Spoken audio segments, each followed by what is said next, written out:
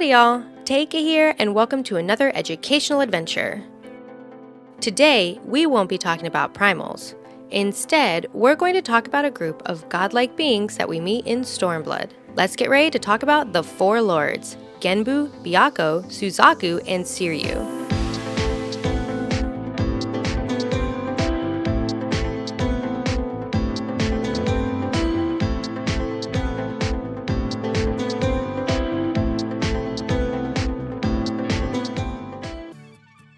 Before we get started, why not go ahead and subscribe? If you click that bell icon, you'll also know when more videos are coming on lore or when we're playing along. Also, if you like this video, why not comment and hit that like button like Byakko slamming us back down to the ground. These are really fun to make and I love sharing this information with everyone. Be warned, there will be spoilers for Stormblood and Endwalker in this video. So, if you want to go spoiler-free on those adventures, take this as your one and only spoiler warning. Now that we have that out of the way, let's get on with the video. In order to get started with the individual Four Lords, we need to learn about how they came into existence and where their adventure started. The Four Lords originate from the lands of Othard. They are known as auspices. An auspice is a being that had grown to be immortal and godlike by outliving their fellow kin. As an auspice, they leave their animal instincts behind to have a higher mind. The Four Lords or four auspices that worked together to stop a fifth, more dangerous auspice. Centuries before the events of Stormblood, a brave samurai named Tenzin was given a mission by his king. He was sent out to force the Oni of the land back to the sea. Despite Tenzin's great power, he could not do this alone. In turn, he decided to go to the Four Lords, great and strong auspices, for assistance. He forged friendships with them, and together they defended those in need. The outcasts gained the trust and love of the people, but this was short-lived. The king heard of their deeds and bade them another task, to stop the leader of the Oni, Koryu. Tenzin and the Four Lords took on this task, but it was one that would come at a terrible price. Koryu was also an auspice, but one who succumbed to his animalistic instinct. An auspice has a duality to its power. They have their Negimitama, or their boundless calm, and their Aramitama, or their primal rage. Koryu gave in to its Aramitama, causing it to become an evil auspice that terrorized the lands and almost brought calamity to the Red Sea. During their battle with Koryu, Tenzin performed a powerful technique to stop him, but this left Tenzin open to retaliation. He died in this encounter, with his final act having him use his own soul to help seal Koryu away in the Ryzen Temple within Hell's Lid. Legend states that after Koryu was defeated, Tenzin and the Four Lords went west of the lands of Man to live out the rest of their lives in peace. In truth, the Four Lords stayed in Othard and Tenzin's soul was used to hold back Koryu. Fun fact, the Four Lords of Othard are inspired by the story of the Chinese four symbols. They are also known as the Four Gods, the Four Guardians, and the Four Auspices. They are the black tortoise of the north, the vermilion bird of the south, the azure dragon of the east, and the white tiger of the west. Another fun fact, Hell's Lid, according to its dungeon description, is actually the island where the Oni once lived. This volcano island in the Red Sea is where Tenzin and the Lords pushed the Oni back to and sealed away their evil leader. This takes us to the first of the Four Lords that we meet, Genbu. His original animal form is that of a turtle. Genbu first developed his power of foresight when he was still a turtle who could not speak the same as man. He saw many a calamity before it happened. At one point, he saw that a landslide would destroy a village. He decided to try to warn them of this terror, but since he could not speak, they did not understand. In the end, he left knowing that he could not prevent another tragedy. While he was leaving, he came across Tenzin, who was able to understand him. Tenzin was already traveling with Byakko at this time. To get the people to flee, Tenzin and Byakko fought in the middle of the village, causing the villagers to escape the battle. This saved them from the predicted landslide. After this event, Genbu traveled with Tenzin and Byakko on many adventures, eventually recruiting the other two lords to their cause. Another fun fact, this is also when we find out about Tenzin and how he could speak with animals. Tenzin was also gifted with the power of the echo, which gave him the ability to speak with beasts. Upon his death, he gave them a crystal. This is probably the same type of crystal that we carry, and they built the Ryzen Temple in his honor. Along with his brethren, Genbu helped Tenzin seal away Koryu. In the end, Genbu stayed behind as a ward to the seals for the next few centuries, watching to make sure they did not fail. Unfortunately, over time, the seals began to weaken. He contacts Soroban as an anonymous party wanting to test the Warrior of Light in Hell's Lid for an upcoming job. As an adventurer, we accept this task. Regrettably, at this time, the coffers of the Scions was all but emptied, in no small part due to Alphino's purchase of rare artifacts. And so, for the fun and the money, we venture downward. At the end of the dungeon, you come across an elderly turtle, the final boss, and discover that he is Genbu. He tasks you with coming to Hell's Lid to examine your abilities after your battle with Susanoo, and see if you are worthy of his task. This task being to finish what Tenzin had started and defeat Koryu with the help of the four lords. This is when Genbu recruits you and your companions Totoro and Soroban to help in his mission. He tells us we must defeat the other lords in battle to calm their Aramatama, which, if you remember, is that raw animalistic instinct taking over. Once this corruption is purged, they can again battle Koryu. This is also the time where Genbu starts to train Soroban on how to maintain the seal. Fun fact, while it's never officially said in the story, I like to think that Genbu knew his outcome the entire time. With his power of clairvoyance, he could see the bindings fail. I like to also believe that he saw that Koryu would kill him. This is why he decides to train Soroban as the next warden of the seals. Fast forward after we defeat the other lords in battle, we return to Genbu and attempt to repair the fractured seals. This ends badly as Koryu breaks free and slays Genbu. It is in this moment when Soroban takes in Genbu's spirit and lets the elderly turtle live within him. Together, as well as with the other lords and the spirit of Tenzin, we are able to reseal Koryu. Once the battle is over, Genbu, while still with Soroban, informs us that his spirit will pass on. Lucky for us, it will take nearly 500 years to do so. This will give Soroban time to train and accept his new role as a new lord, becoming an auspice in time himself, and keeping the seals of Koryu safe for centuries to come. This is also when Genbu awards the Warrior of Light and Totoro a massive number of treasures to refill the Scion's pockets. Hopefully this time, Alphino will learn not to spend it on artifacts. But who knows, with his Stinian spending habits, it might be time to get those coffers filled again. The next lord we encounter is Byakko. He takes the form of the White Tiger. He became an auspice after he was separated from his kind due to bullying and ridicule. Byakko was born with white fur, which made him a topic of hurtful comments from his peers. Due to this, he was isolated from his pack and learned to live alone. In the vast time that he was left unwanted, he learned to live a hermit's life, believing that he was different than any other beast or man. In time, Tenzin found him. At first, Byakko may have been hesitant, but they eventually bonded and became good friends due to them both being outcasts. Tenzin was outcasted by his own society of people due to his power of the Echo, the same Echo that every one of Heidelin's Chosen possesses. This bond forged between the two helped them along as they traveled together, finding the other lords to assist in their quest. In the end, they take on the mission to stop Koryu, after which Byakko also stays behind at Hell's Lid. There is thought that Tenzin could have also been a reincarnation of Azum, one of our past selves, but I don't believe this to be so. As much as I would like to believe that we are connected, his soul was used to help create and trap the bindings of Koryu, meaning he could not be reborn into us.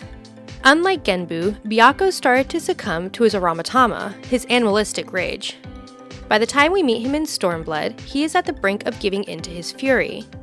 Genbu tasks us with battling Byakko, quelling his Aramatama, and having Byakko help us once more in sealing away Koryu. When we meet Byakko, he is harsh to us. He does not believe the Warrior of Light will be able to help. In the end, the Warrior of Light reminds him of his good friend Tenzin, and he eventually accepts their help. He asks that the battle be at the Jade Stoa, the place of his birth. This way, if he fell to the Aramatama, he could at least gaze upon the place of his birth one last time. Before we begin our battle, Byakko informs us of his fear. What should happen if we fail?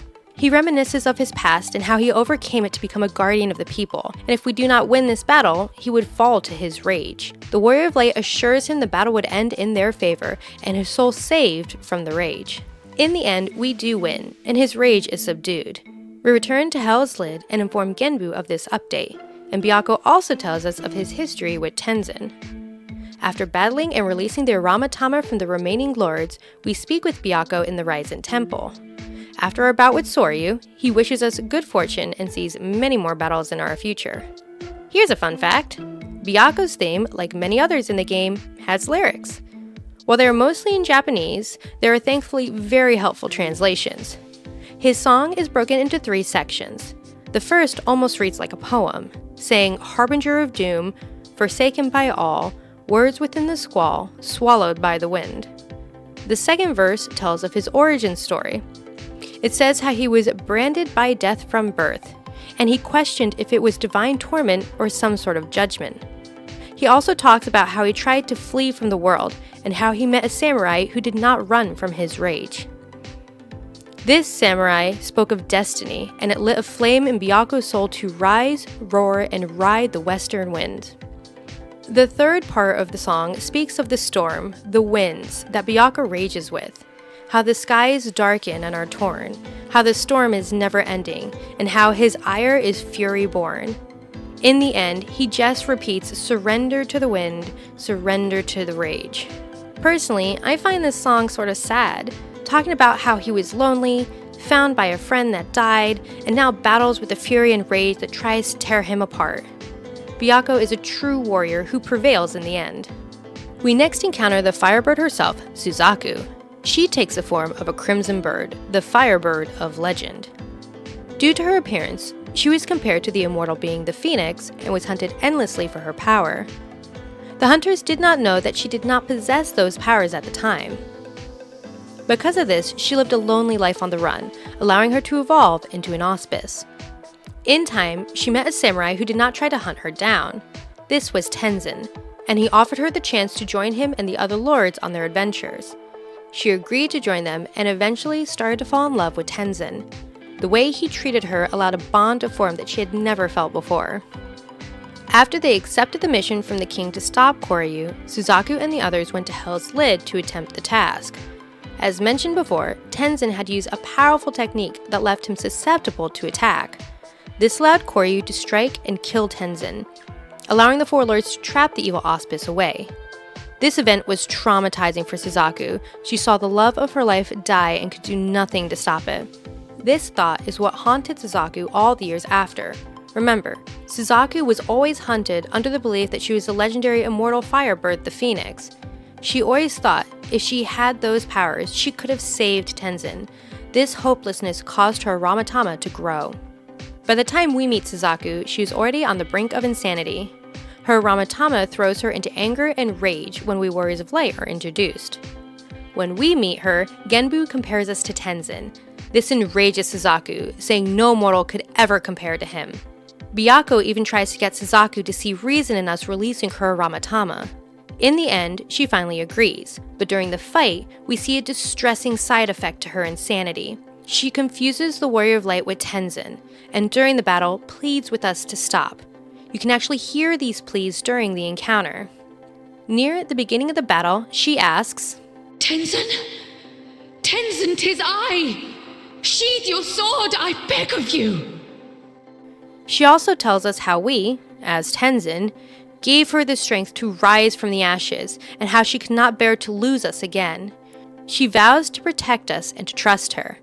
Eventually, her words turn to begging. She begs us to stop, to listen to her, asking, "Why do you do this?" and even begging by telling us all she ever wanted was, and she can never finish the line. I am always under the assumption that she wanted to tell him how much she loved him, and she wanted to spend the rest of their lives together. The final stage of her folly comes when she asks us to hearken to her melody. This is when her lines change again. She cries, "Tenzin, please," and yells how he never made this easy for her. She says she will wake him from his madness and to not fight and allow her into his heart. In the end, we are victorious, and her last line says, "If it must be thus, then I am glad it is you."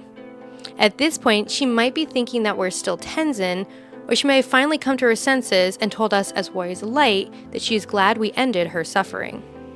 After her Aramatama is released, we speak with her again. This is when we learn another sad truth to her story. In time, after Tenzin's death, Suzaku did evolve into the Firebird of Legend. She gained the ability of immortality and resurrection just like the Phoenix. As she put it, in the cruelest irony of all, centuries later, immortality became mine to command. After these events, she too agrees to join us in sealing away Koryu. When our mission is completed, she bids us to come and visit her and the other lords again, saying we will always hold a special place in her heart. Fun fact, Suzaku's song also has lyrics. What's interesting about her lyrics is that they're in Japanese and English. The English lines are Tenzin speaking. This portion is actually sung by a man and tells Suzaku,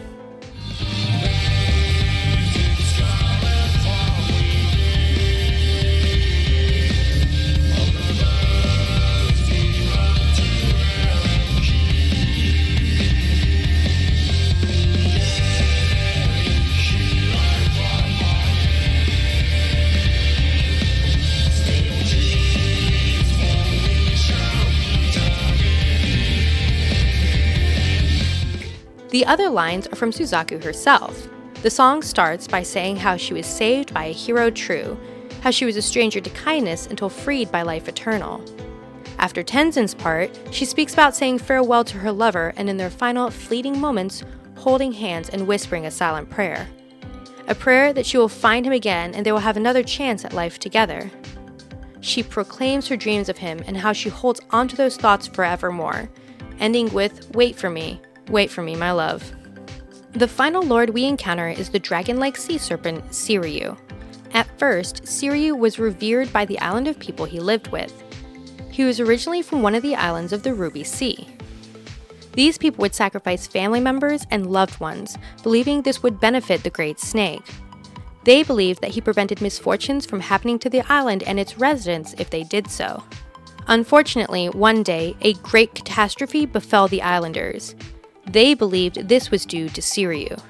They revolted, but instead of killing them, Seiryu whisked them away from the island. Through the years, the islanders believed their once revered snake was now the cause of all their problems, and started to send mercenaries to kill him.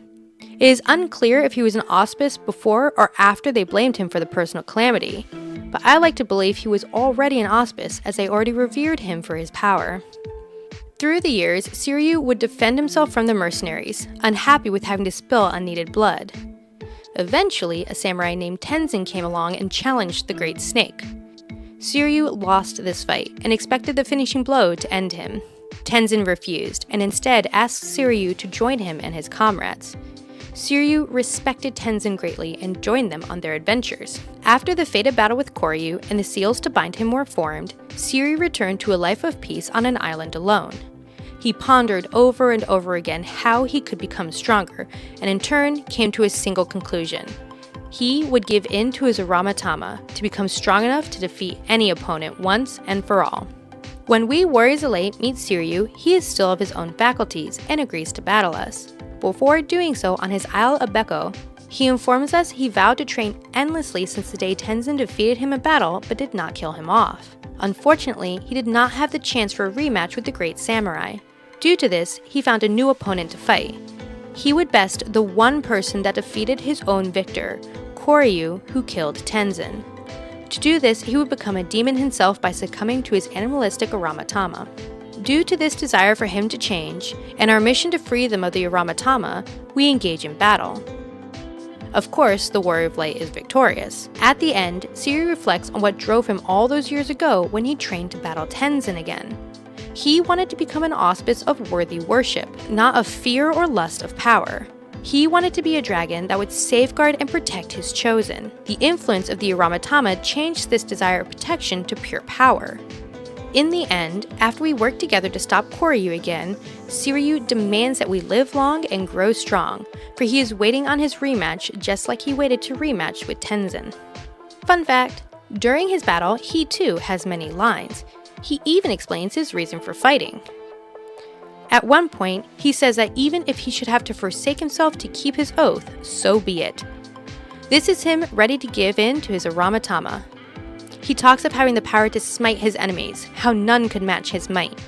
When the fight starts to progress to the end, he starts saying how he needs more Aramatama. He needs more power to defeat us.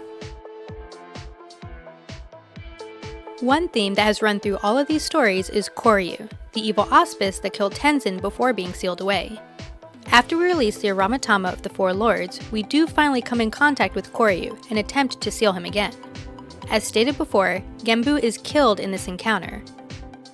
When all is certain to be lost, you find yourself with the long-lost samurai warrior, Tenzin, who raises your spirits and gives you strength. Together, with the help of Soroban also taking on the spirit of Genbu, the Warrior of Light and the Four Lords successfully reseal Koryu for centuries to come. And that's it! That's the story of the Four Lords of Othard and their history. So what did you think? Was there anything that was really interesting or anything that I might have missed? Please let me know in the comments. And if you enjoyed this, please go ahead to like and subscribe. I would love to expand more and I love the support. Until next time then, thanks for watching y'all. Bye bye!